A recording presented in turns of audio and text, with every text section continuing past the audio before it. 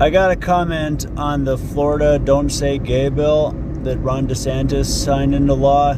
So, Democrats are lying about what it says. It doesn't make it illegal to say gay or discourage talking about homosexuality.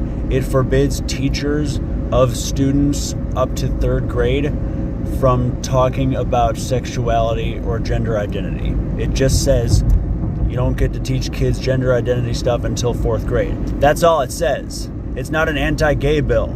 It's designed to stop teachers from grooming kids and having private sexual conversations with minors when their parents will never find out. And if the kid is trans and takes a new name, the parent doesn't have a legal right to even find that out. The teacher gets to hide private sexual and identity information about the child. That turns the child into the ward of the state, arguably. What I was referring to in the previous clip was the issue of whether teachers can be obligated legally to inform parents that their child might be trans. This is an article from edweek.org from last month, April 2022, saying, "Are school officials obligated to inform parents if students confide that they're struggling with how they feel about their gender?" And there was a video by Tim Pool. I believe he referred to a law that's being considered in, I think, either Colorado or maybe New Jersey or New York, I can't remember, saying that if the child adopts a new name, they don't have to inform the parent. So this article says that the central issue in the case is parental rights to their children and knowing what's going on in the school with their children, and by this policy that is being denied, according to a lawyer representing parents in a lawsuit against Montgomery County, Maryland School District. And according to this article, there are other lawsuits in Kettle Moraine and Madison, Wisconsin, Leon County, Florida, and Ludlow County, Massachusetts. When I was in middle school, I was 13, I was in English class, and the teacher, who was a woman, told us all, and this had nothing to do with sex education, it was just in the middle of the English instruction. We were reading some book, and she just tells the class, it's impossible for a woman to rape a man. And I'm just sitting there 13 years old thinking, what about sex toys? Of course it's possible for a woman to rape a man. But I didn't want to say anything because I would have gotten sent to the principal's office. So if teachers can get away with that, and school molestations have almost quadrupled in the last 7 years, pretty sure teachers are going to be able to have private sexual conversations with minor children without their parents finding out in states where states pass laws specifically allowing them to. Pretty sure that's going to happen because it's already fucking happening. There's boys being taught that boys can't be raped, that males can't be raped. So if you're concerned about this mischaracterization of the Don't Say Gay bill in Florida as an anti-gay bill, which it's not, or you're worried about teachers using the transgender issue as an excuse to have private conversations of a sexual nature with minor students without their parents knowing or present, then here's what I want you to do. When you're talking to people about this issue and they say things like, oh, you're just worried about the elite, which obviously you're using as code for Jews, are trying to use anarcho-communism to push gay transsexuality and alien hybrid lizard ideology on our kids. It's like, first of all, I'm going to stop you right there. This is what you say. That kind of talk let Jeffrey Epstein go for another 6 years that he would have spent in prison. Because we can't talk about Israelis trafficking our kids because that's a sensitive issue. It's not fair to weaponize fear of anti-Semitism and fear of transphobia in order to silence people who want to expose child sexual abuse in schools. And also, we're not worried that teachers are going to help kids realize that they're gay if they're already gay. We're worried that teachers are going to force themselves on same-sex kids and also opposite-sex kids. We don't want any of it to happen. I was debating someone about this Don't Say Gay bill, and they accused me of thinking that teachers are going to make kids gay. And I said, I'm not worried about teachers indoctrinating kids with propaganda that makes them want to try homosexual activities. I would understand why some people would be concerned, but I personally am not concerned. So I'm not saying that teachers are trying to use propaganda to make kids gay. What I'm saying is that when you force yourself on a child who's your same sex, that is forcing them to be gay, at least in effect. It's forcing them into homosexual activities, which is just as wrong as forcing a child into heterosexual activities. I'm not singling out gays. This video is about transgender issues. So No one is saying that teacher, at least I am not saying, maybe there's some conservatives saying that teachers are trying to use propaganda to make kids think they're gay. So what I'm worried about is any level of sexual conversation between teachers and students that doesn't take place in a strictly scientific and medical context. And finally, I'll add that I think schools need to do more to teach kids the differences between gender and sex. That is, the difference between biological sex, as determined by your chromosomes, and gender expression. So, biological sex has to do with chromosomes. That said, there are more types of reproductive chromosome sets, like 23rd chromosomal pairs, besides XX and XY. Some of them are, mutations, and some like Down syndrome was one of them. So there's like a higher chance of people with Down syndrome to be, transgender, be intersex. And kids need to be taught the difference between intersex and transgender and transvestite. It's just the question is, at what age? The other question is, should this be determined federally or by the states and the people, like the 10th Amendment says? Well, personally, I think, and the way I interpret the Constitution, there's no authority for federal government to be involved in education at all. So, like, unless and until there's a constitutional amendment saying that the states don't get to control education anymore. It's subject matter jurisdiction. Education, retirement, and health and environment and housing and urban development aren't supposed to be federal issues because they weren't originally, and there hasn't been an amendment specifically passed making them national issues and not issues to be decided amongst the states and the people. So, education, transgender issues, abortion, federal government's not supposed to have anything to do with these things. So, whoever's going to be in charge of education, this is the point, they need to figure out what age is appropriate to introduce these topics to kids. And they need to do a much more rigorous job of making sure that teachers are not potential child predators. Because, like I said, the rates have gone from 24 molestations a day in America up to 83. That's 24 in 2011 to 15 study over 4 years, 17,000 molestations in 4 years, guys. 2011 to 2015. That was one study. Another was a 2017 to 2018 study that if you break the numbers down and say an average of 175 school days per year, it breaks down to 83 school molestations in America every single day. Every single day that school is in session, 83 kids get molested. No one's talking about it, and that is why people should be as concerned as they are, or perhaps more, that teachers may use anything, not just transgender conversations, not just the need to have transgender conversations with students in order to start talking about sexual issues. Like I said, they can just use a random, like maybe in the book I was reading in English class in middle school, maybe the issue of rape came up or the issue of a man forcing himself on a woman or something. I don't know. I don't know how it came up.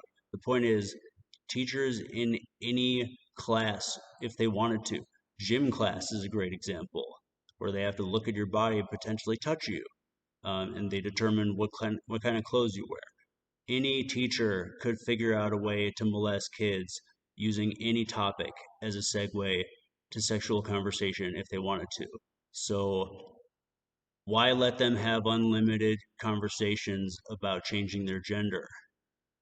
This will bring up all sorts of, oh, the teacher is the repository for all my sexual feelings. I shouldn't have a single sexual feeling without reporting it to my teacher. That's what kids are going to grow up and think. This is messed up, and this is family control. And if you watch my other videos, you can learn about the link between, unconstitutional education, unconstitutional social security system, and parental alienation and alimony. And it's all just a scam to get your money and your kids and to indoctrinate children.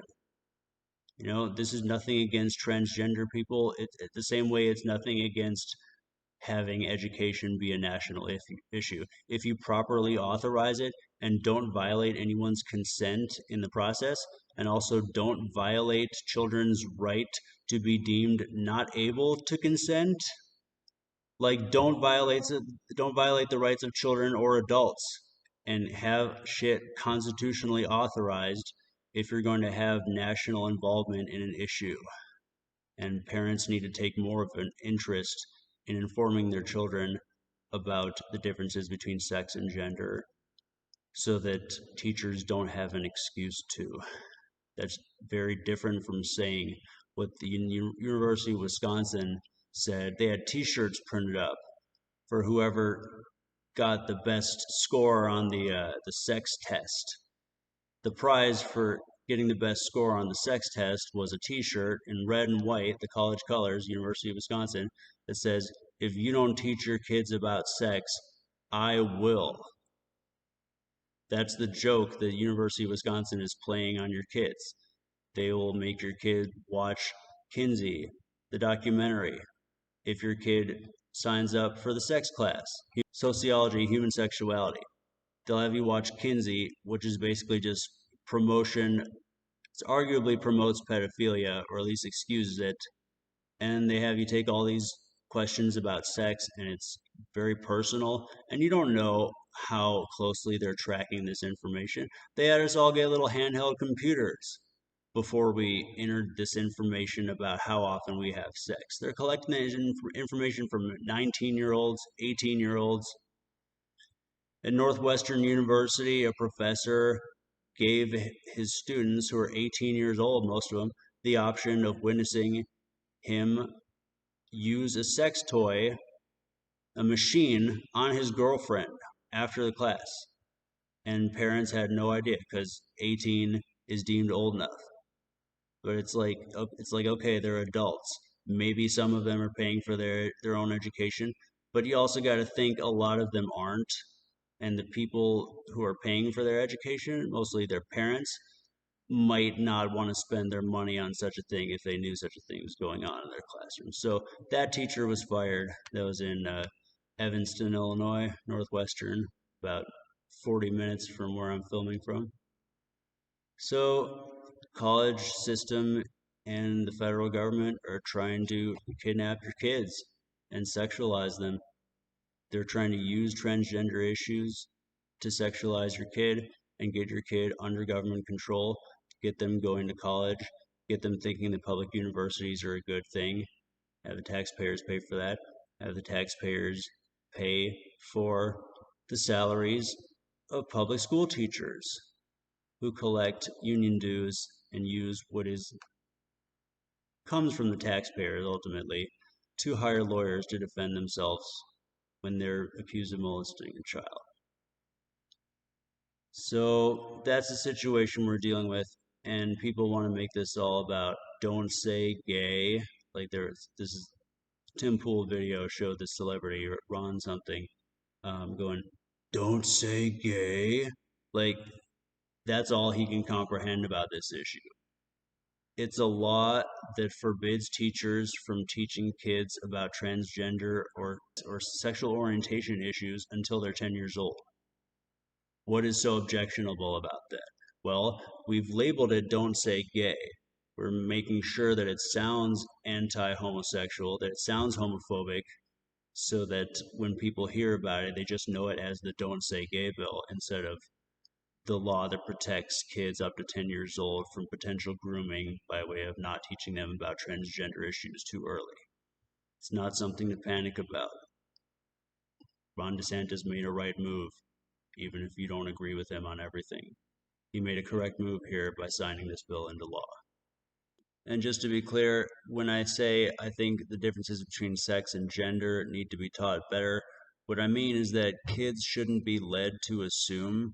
Now, I'm not saying they're being directly taught this. I'm saying kids should not be led to assume that changing your hormones or changing your physical appearance through surgery or both is going to make you actually biologically the other sex, like change from XX to XY. Like you can't change that as far as we know.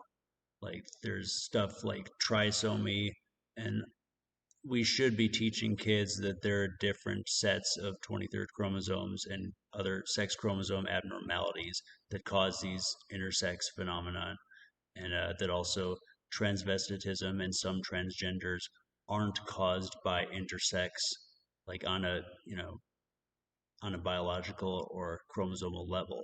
So we have to teach kids those differences too, so that they don't think, oh, I'll get surgery and hormones or one or the other, and I'll be the other sex. Like, it doesn't work that way. And we shouldn't be leading them to falsely assume that it does work that way. Kids who change their sex or try to might have to deal with the fact later. It's like, oh, I transitioned to a woman, but I'll never be chromosomally XX. It's not going to happen. We don't have a way to do that yet. There might be a way to have an artificial womb for someone who's, you know, gone from woman to man, but on a chromosomal level, you cannot biologically change your sex. Not yet, not with current technology. Maybe there's gene editing technology, and we should teach kids that there could be someday. It is possible. We don't know that it's not possible. So kids have a right to know that. And I think it is a fair argument that kids shouldn't be denied puberty blockers, but it should go down to a certain age, like 10 or 12 or something, the age right before which children normally start puberty. Like, people are saying that if children are denied puberty blockers, then it could increase suicides. I get that. I hear that. That's fine. And in fact, letting children take puberty blockers, not young children, talking between 10 and 13 or something, allowing them to take puberty blockers will it'll delay them having to make a decision about whether to transition. So it may actually deter some transitions, which people who are anti-trans or at least trans skeptical or neutral on that issue, that's something that they could agree with pro-trans people on. So we should all keep talking about this and keep talking with our children about it, provided that they're at least 10 to 12 years old.